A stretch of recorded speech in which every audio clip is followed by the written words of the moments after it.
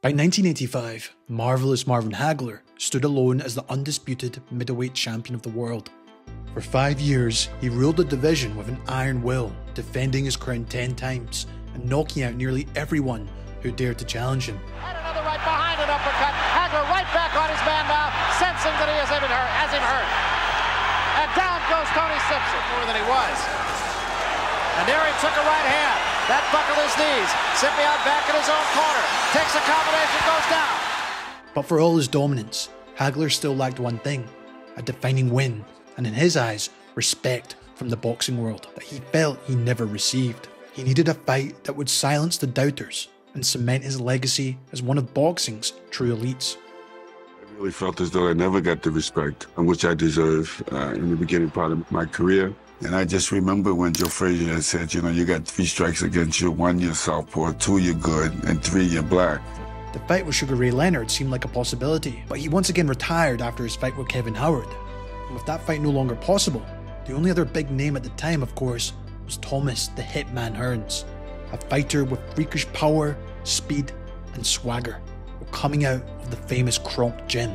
After suffering his first defeat to Sugar Ray Leonard at welterweight, Hearns was rebuilding himself in the higher weight class as he climbed to the junior middleweight title, and as you'd expect, was devastating opponents with that iconic right hand. He wasn't just back, he was more dangerous than ever. It was in 1982 the two were actually on a collision course. Hagler vs Hearns was originally scheduled for May of that year, but Hearns suffered a hand injury, a broken pinky, forcing the fight to be postponed, something Hagler was not happy about. He started complaining about his little baby pinky. You know how many people will give $1 million for that little baby pinky? And with the fight being called off, many felt this fight may never happen. Still, both men continued with their careers. Hagler would go 15 rounds with the great Roberto Duran, winning by decision, before getting 2 convincing victories over Roldan and Hampshire in his rematch. And handicapped in the condition of Roldan. There was a right hand, and Juan Domingo Roldan goes down.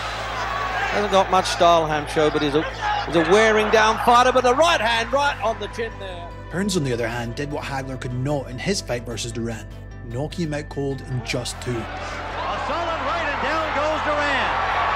Duran is on the canvas, waving at him to command him, but meanwhile taking punishment. Down he goes again. Just fighting on instinct, though, Gil. He's just hanging a big right hand. That's it, Tim. It was after this, the anticipation only grew larger now, as once again Hagler and Hearns both agreed to fight on April 15th for the undisputed middleweight championship. They would go on a 21-city press tour to sell the fight, both promising it would be an all-action encounter, and with victory only going one way. Thomas simply felt he had what it took to dethrone Hagler, and well, for marvelous Marvin, he had one thing on his mind. War, that's what's on my mind. I've been feeding the faith, and I've been starving the doubt. So there's no doubt in my mind that I can't win this fight, or that I won't knock Thomas Hearns out. Hagler locked himself up at Cape Cod, training for nothing but victory, so he could unleash the monster come fight night. Hearns, on the other hand, was training out in Las Vegas for most of camp, very much in the spotlight with his huge entourage, giving off a very confident feeling to outsiders watching in. This bout was simply billed the fight. In no way did anyone expect when they stepped in the ring on April 15th of 1985 that we would witness the war and something more violent than anyone could have ever imagined.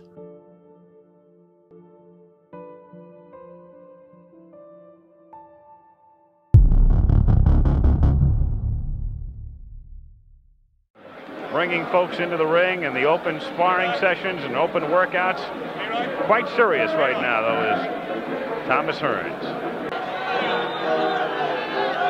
One theory is, for those who think Hagler will win, they say maybe this fight means a little bit more to Hagler than it does to Hearns. From the opening bell, it was clear this wasn't going to be a chess match.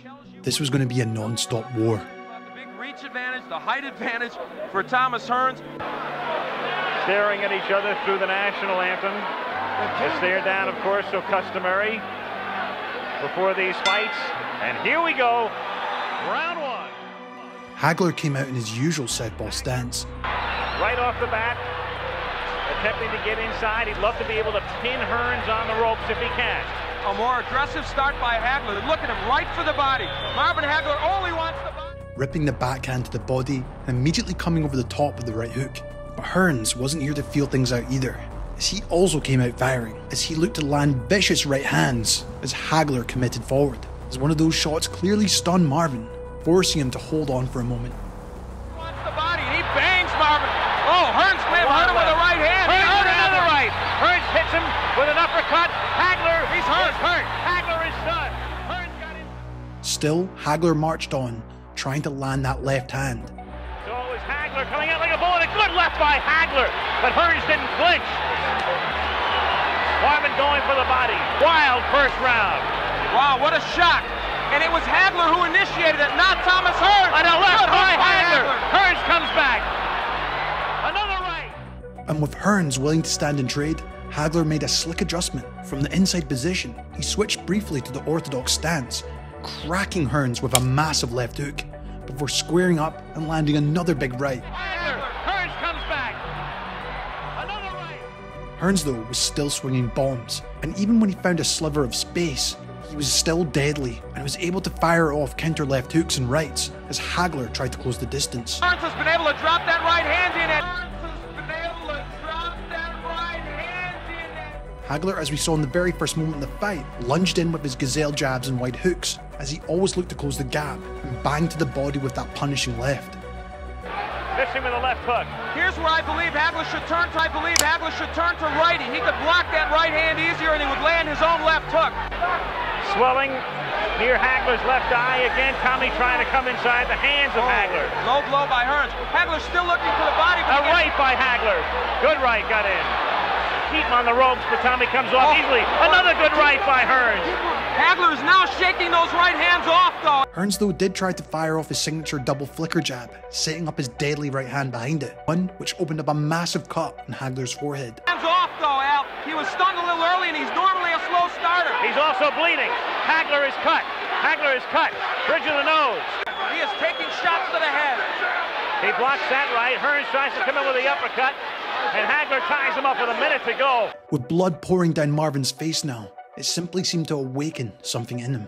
Hagler went full seek and destroy mode, but Hearns still wasn't backing down either, throwing those vicious right uppercuts and rear hooks that seemed to be bouncing off Hagler's head. Hagler here in round one, but Hagler has him on the rope. Hagler working on him. Hagler relentless, but Hearns trying to box his way out. Half a minute to go in round one. How far can this one go? Not very far at this pace.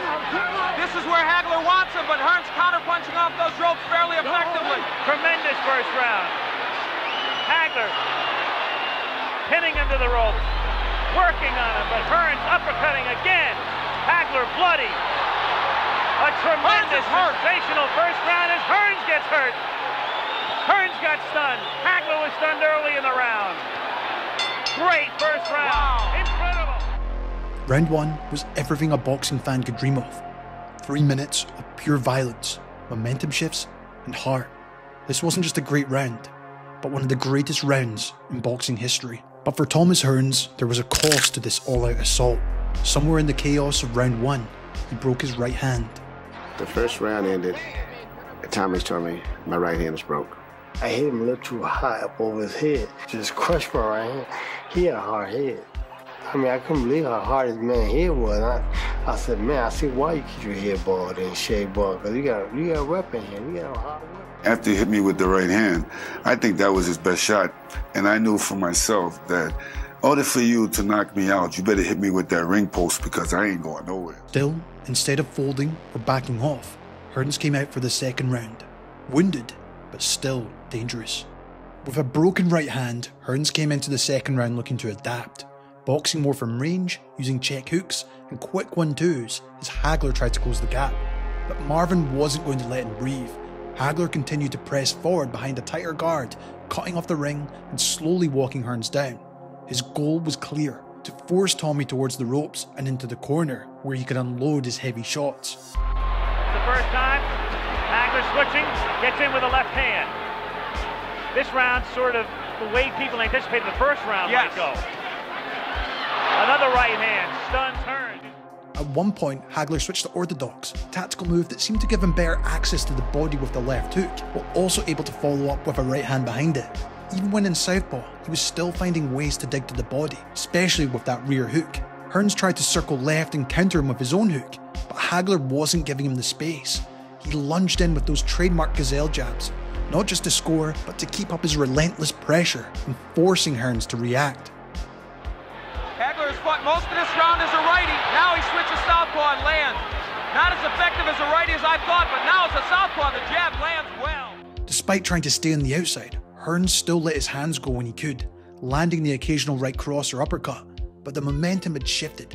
Hagler's body shots, the pressure, and the pace simply seemed to be taking their toll. Trying to get inside again, the cut opens up over Hagler's forehead, and the blood begins to trickle down. Hagler working inside, now up top, half a minute to go in round two. Hearns trading with him. Hagler comes back to the right or left, and another right. Hagler wants to keep him there, goes to the body. Hearns' legs looked very heavy, and he was still fighting, but now he was fighting on borrowed time. Will it matter?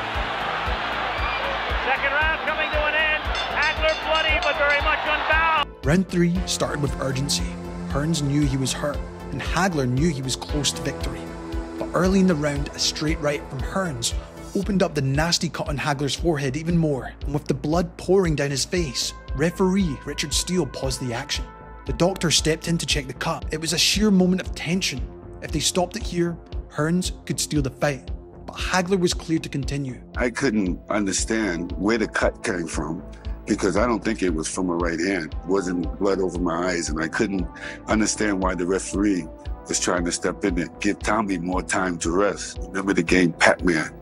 And so if I just keep, and sooner or later, I'm going to catch you. And when he was, it was like releasing a wild animal. He did this against Sugar Ray. As he again becomes off balance, some thought that if Hearns stayed outside and stayed on his bicycle, it would become a dull fight with Marvin chasing him. Hagler with a wild left hand. It has to be impeding his vision with the right eye. You never know it though. Tremendous. Hagler was charging forward with vicious intent, throwing big overhand rights from the squared stance, landing clean as Hearns staggered back. Visibly hurt, was trying to use that poker face, smiling through it, but Marvin wasn't letting him off the hook this time. A huge right hand sent Hearns stumbling across the ring.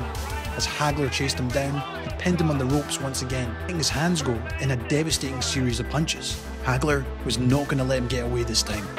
Hearns is smiling, but he's taking shots. Another right hand. Hearns turns his back, takes another right. Hearns in deep trouble again. Hearns is down. Hearns is down in the third round and on his back, and he's not going to beat the count. I don't believe. Tommy Hearns tries to get up, and They've got to stop this fight. Does he get up? He just doesn't know. He can't. It was a beautiful moment of display from Hagler, as Hagler's finish put Tommy on his back on the canvas. Hearns did try to get up, but it was clear his legs were completely gone, as the referee Steele waved it off, and the war was over.